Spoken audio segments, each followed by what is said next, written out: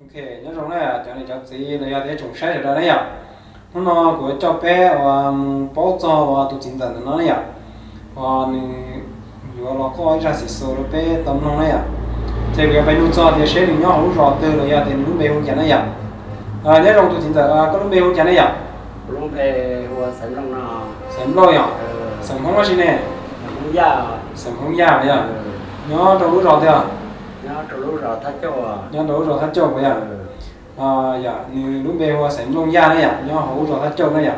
Thì xử lý thì nó non thì là coi ra sĩ số cho bé cho nên cho sĩ thì để trồng không như sẽ là tôm lông đó à. Ok, thì nó bé mù trái to nhỉ, bé mù lông to nhỉ. Ok, thì giờ thì nó có nó có ra số nó bé cho thì cho sĩ đấy trồng trái sẽ là to trái à.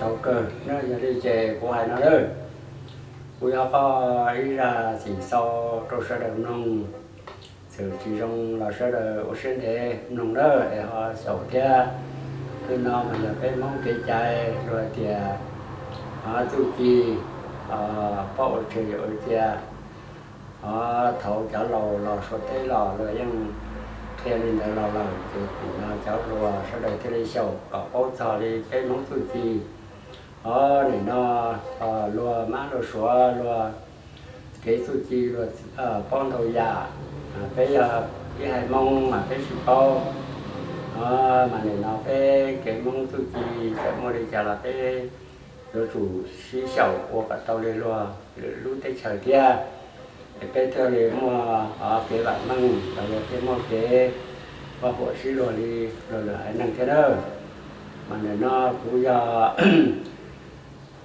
sẵn trong gia nhớ lúc đó thay cho nữa mà cụ thể kho chỉ thôi trong lò sẽ được làm nông qua cái cờ là cái kho cái kia thứ hai nhé là họ cờ có cái có sợ cái thứ chi thì là đó sẽ được nông tàu